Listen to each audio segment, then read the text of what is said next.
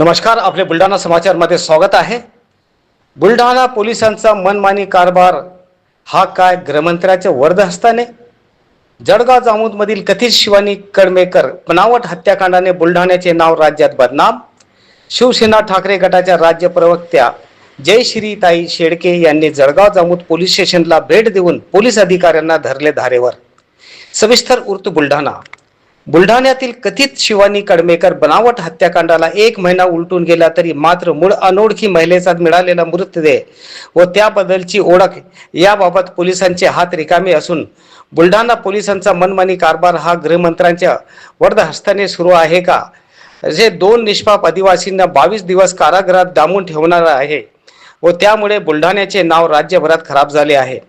या प्रकरणात गृहमंत्र्यांनी स्वतः लक्ष घालून 2 पिता पुत्र आदिवासींनी न केलेल्या गुन्ह्याबाबत सजा देणाऱ्या दोषी अधिकाऱ्यावर कठोरात कठोर कारवाई करण्याची मागणी शिवसेना ठाकरे गटाच्या राज्य प्रवक्त्या जयश्रीताई शेळके यांनी केली। आज त्यांनी जळगाव जामोद पोलीस स्टेशनला जाऊन याबाबत पोलीस अधिकाऱ्यांकडून माहिती घेतली व अधिकाऱ्यांवर प्रश्नांची सरबती केली।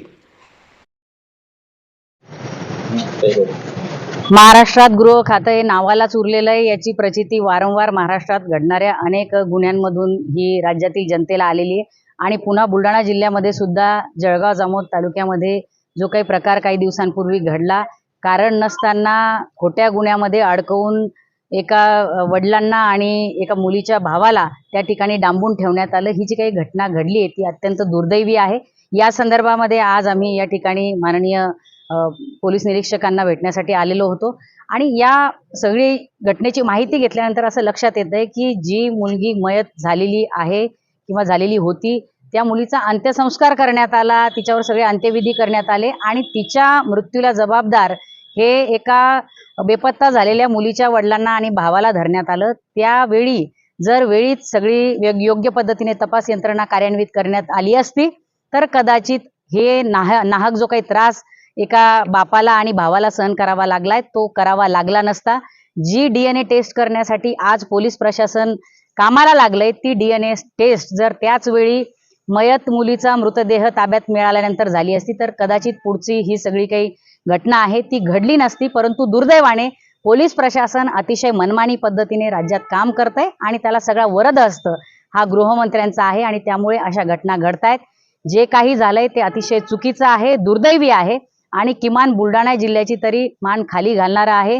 पोलीस प्रशासनाला आमची विनंती आहे की आता जो कोणी या सगळ्या प्रकरणाचा तपास करत आहेत त्या सगळ्या माननीय तपास अधिकाऱ्यांनी या प्रकरणामध्ये निपक्षपातीपणे, पारदर्शीपणे आणि तातडीने तपास पूर्ण केला पाहिजे। मयत मुलगी कोण आहे तिची ओळख पटली पाहिजे आणि ज्या लोकांना नाहक त्रास सहन करावा लागला त्यांना सुद्धा त्या ठिकाणी त्या त्रासाची भरपाई मिळाली पाहिजे। जे पोलीस अधिकारी तत्कालीन त्यावेळी होते तपासामध्ये त्यांची केवळ बदली करून चालणार नाही, तर यामध्ये कठोरात कठोर कारवाई झाली पाहिजे। अद्याप 1 महिना समजा तपास कारवाई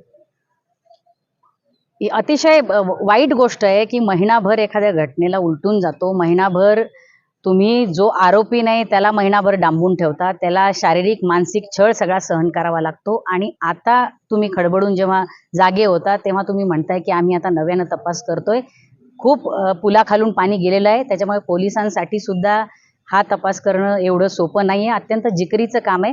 मी आपल्या माध्यमातून सगळ्या जनतेलाही आवाहन करेल की आपल्यालाही कुठल्याही पद्धतीने मयत मुलीची कुठली ओळख पटलेली असेल, माहिती असेल तर आपण पोलीस प्रशासनाकडे त्या संदर्भामध्ये सूचित करावं ही सुद्धा विनंती करते।